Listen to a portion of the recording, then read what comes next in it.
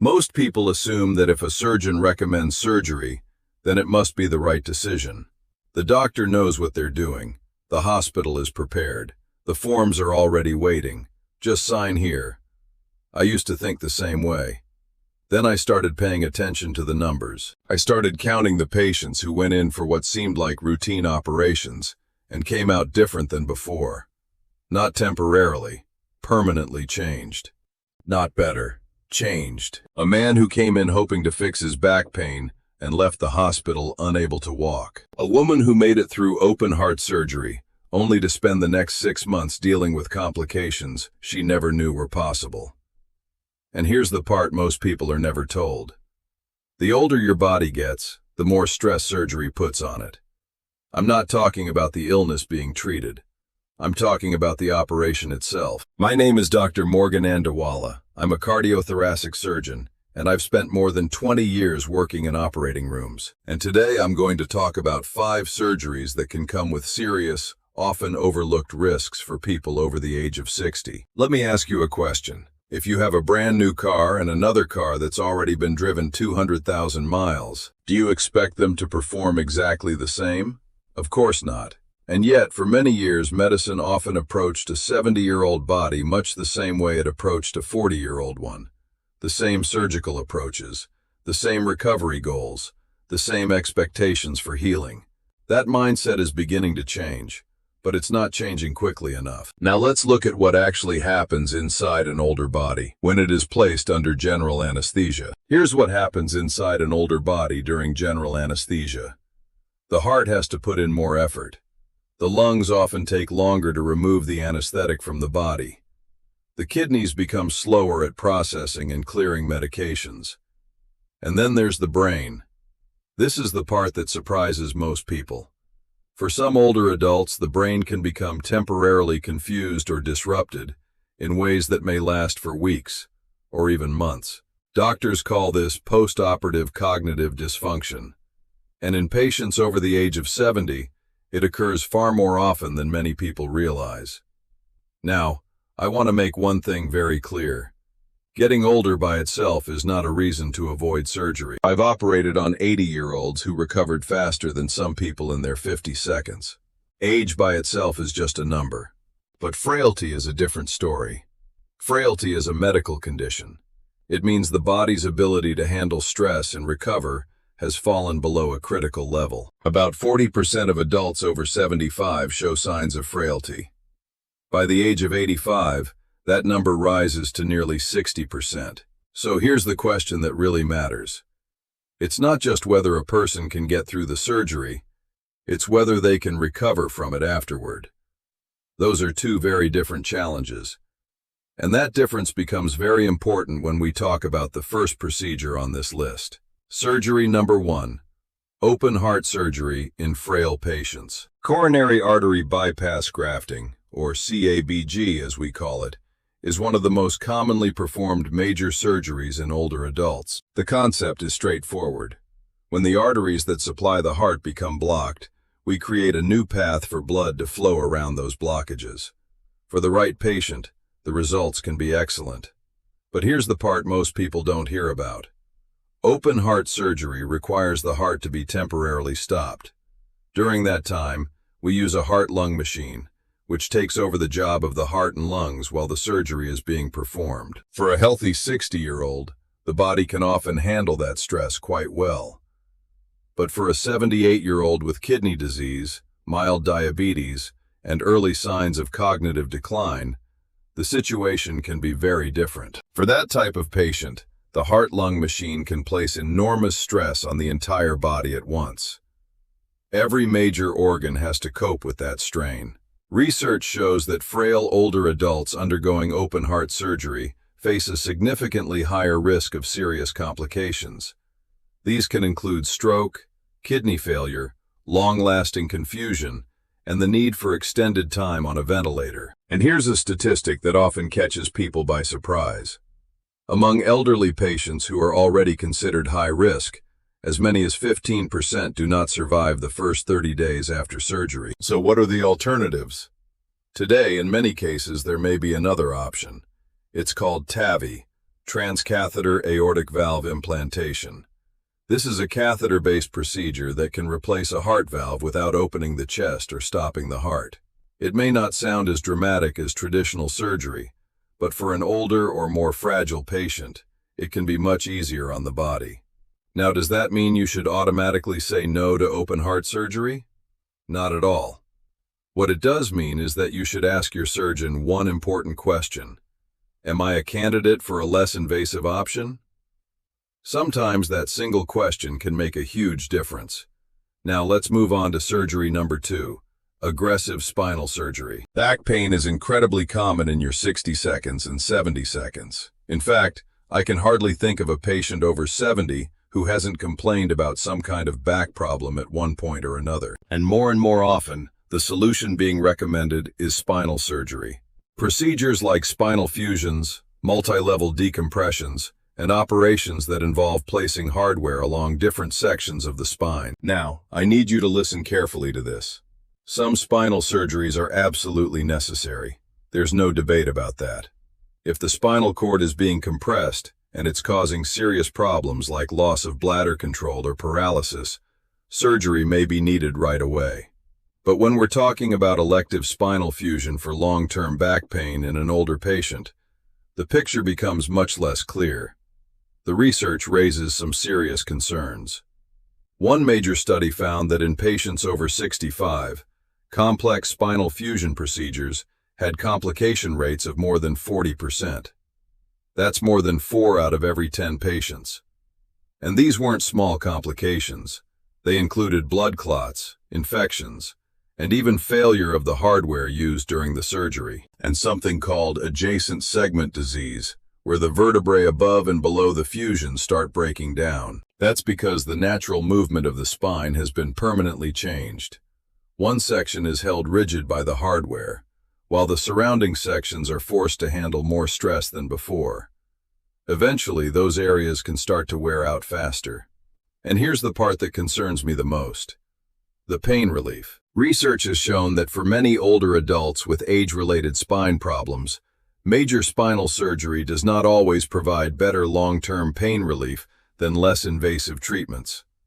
In many cases, physical therapy, guided exercise programs, and targeted injections can produce similar results over time. The problem is that the risk can be much higher. A former colleague of mine, an outstanding spine surgeon, once told me something I've never forgotten. Sometimes the best surgery is the one you decide not to perform. I've thought about that many times over the years. If you've ever been told that surgery was your only choice for back pain, let me know in the comments. I'm curious how many people have heard those exact words. Now let's move on to surgery number 3, major cancer operations. This is probably the most difficult one to discuss, because when people hear the word cancer, the reaction is immediate. Get it out, remove it, do whatever it takes. And honestly, I understand that reaction completely. I would probably feel exactly the same way. But here's one of the biggest lessons I've learned after more than 20 years in the operating room. The purpose of treatment isn't simply to remove the cancer. The goal is to help patients gain more years of good quality life.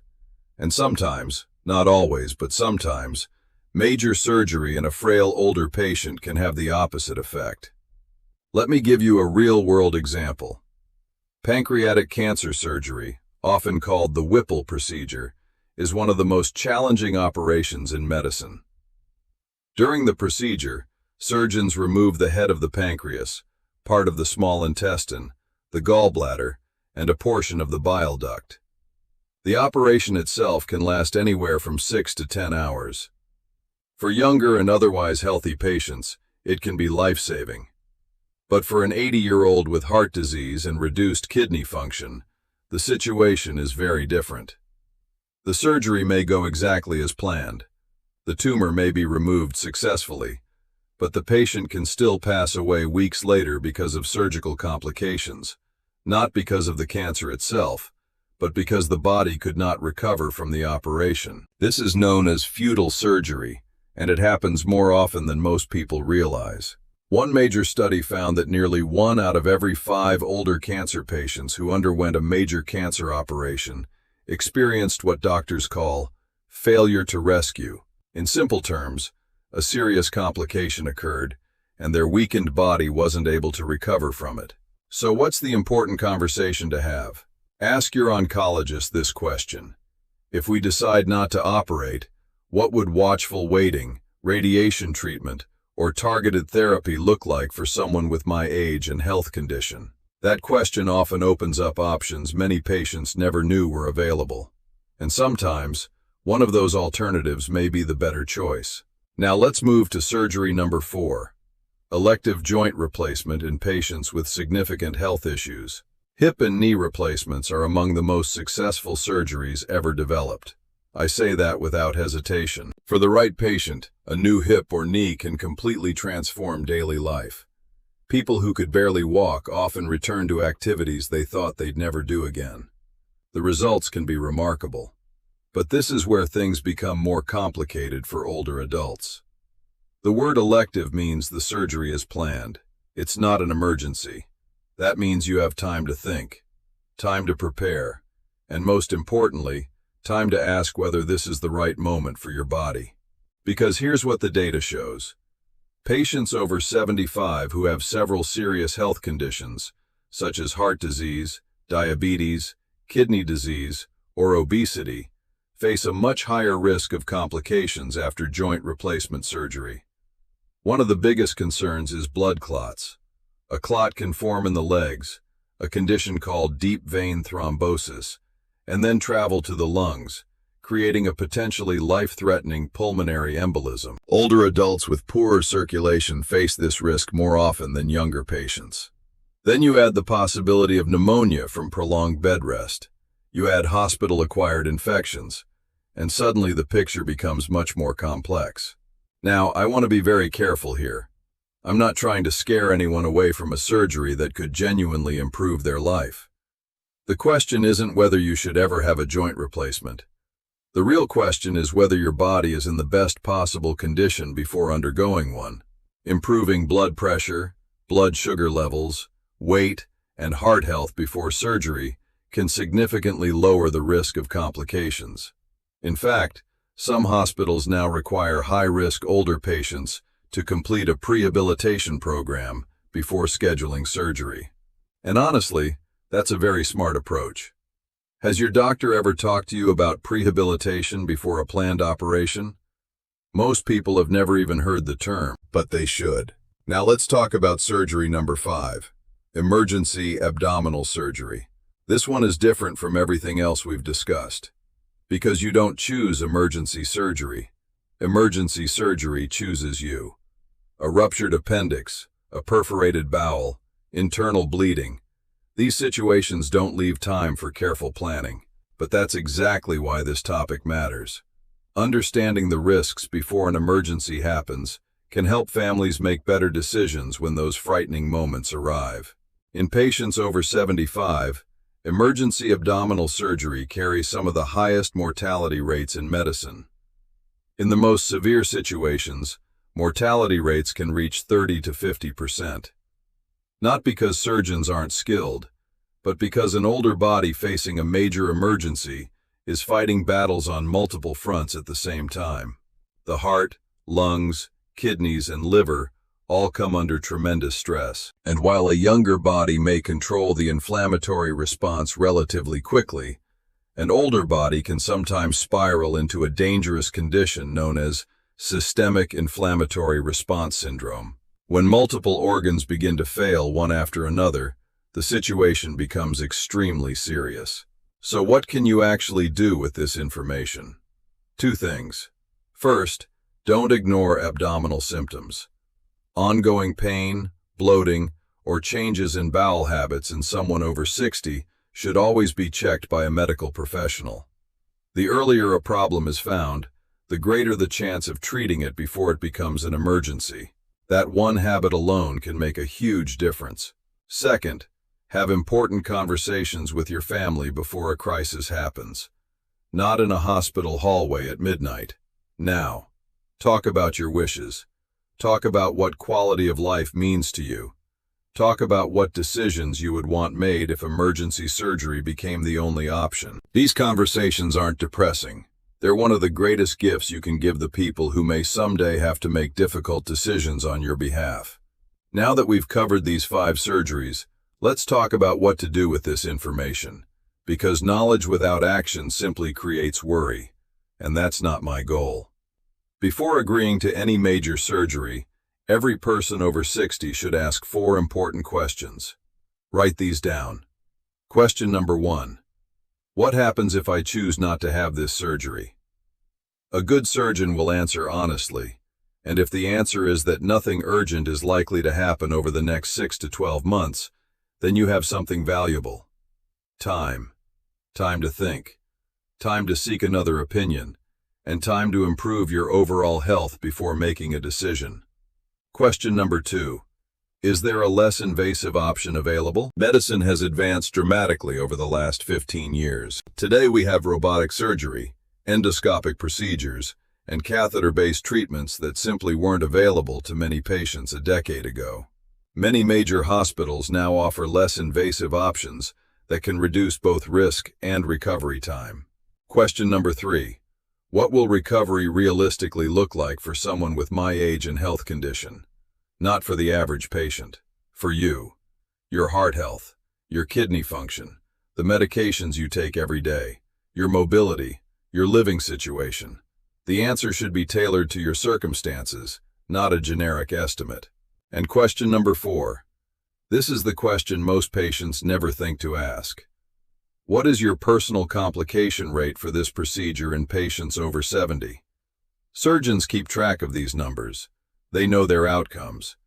An experienced and confident surgeon should be willing to discuss them openly. And if that question seems to make someone uncomfortable, that's information worth paying attention to as well. Before I get to the most important point of today's video, I want to leave you with something encouraging. Because this isn't a video about fear, it's a video about choices.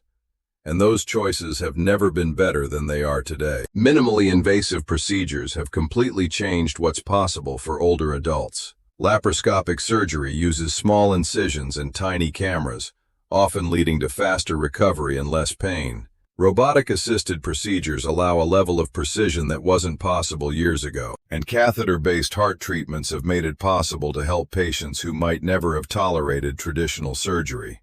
But there's something else I wish more people understood. Surgery is not always the only powerful treatment. Good medical management can be incredibly effective. The right medications, structured physical therapy, targeted injections, nutritional support. Together, these approaches can successfully manage many conditions that once seemed to require an operation. The body has an amazing ability to heal. Sometimes our role as surgeons is not to operate. Sometimes it's to support that healing process and avoid getting in its way. Let me tell you about a patient I'll call Gerald. He was 71 years old, a retired engineer, sharp-minded and highly analytical. He came to see me after 3 different surgeons had recommended open-heart surgery for a blocked coronary artery. 3 consultations, 3 recommendations, the same answer every time. What Gerald feared wasn't the operation itself. He feared losing his independence. 2 years earlier, he had watched his wife go through a major surgery. She survived, but afterward she was confused, exhausted, and never quite returned to the person she had been before. He told me something I'll never forget. She went into surgery as my wife, and came out as someone I had to take care of. That stayed with me. When I reviewed Gerald's complete medical picture, his kidney function, frailty level, and cognitive health, I spent nearly 40 minutes talking with him. Not 15, 40. And I gave him an honest assessment. Surgery was certainly one option, but it wasn't the only one. A carefully managed treatment plan, combined with cardiac rehabilitation, offered another path. For someone with his specific health profile, the long-term outcomes appeared very similar. Gerald chose the non-surgical approach. That was 4 years ago. Just recently, he sent me a photo. He's standing on top of a hiking trail with his 2 granddaughters. They're both taller than he is now, and he's smiling from ear to ear. Here's what I want you to remember. This may be the most important thing I say today. A recommendation for surgery is not a final judgment. It's the start of a discussion. You are not simply there to accept decisions. You are part of the decision-making process. The moment you sit down with a surgeon, you have every right to ask difficult questions. You have every right to explore alternatives. And you have every right to take the time you need before making a choice. The surgeon may hold the scalpel, but you hold the decision. And a decision made with clear information and careful thought is one of the most powerful tools in healthcare. Let's bring everything together. We've talked about 5 surgeries that can carry significant hidden risks for people over 60. Open heart surgery in frail patients, where less invasive options may sometimes be available. Aggressive spinal fusion, where long-term benefits may not always match expectations. Major cancer operations, where the focus should always be on quality as well as quantity of life. Elective joint replacement in patients with multiple serious health conditions, where preparation matters enormously. And emergency abdominal surgery, where early detection and family discussions can make a major difference. Now, none of this means surgery should be avoided. Far from it. Surgery saves lives every day. I've seen it firsthand. I've been privileged to be part of it, and I'm proud of what modern surgery can accomplish. The message is simple. Be informed, ask questions, explore alternatives, get a second opinion, and if needed, get a third. Growing older is not a weakness. It's simply a reason to make decisions with even greater care. Before a major operation, what's the one question you'd most want to ask your surgeon? Let me know in the comments. I read them all. And if this video helped you or someone you care about better understand a future medical decision, consider sharing it. One share could help someone ask the right question at exactly the right time. Take care of yourself. Stay informed. Keep advocating for your health. You deserve doctors who explain things clearly and a healthcare team that treats you as a partner, not just a patient. And one final note. Everything I've discussed today is general medical information based on clinical experience and published research. Every person is different. Before making any decision about surgery or treatment, have a detailed conversation with your own physician or specialist. They understand your medical history, they know your health situation, and that honest, thoughtful conversation is where the best medical decisions begin.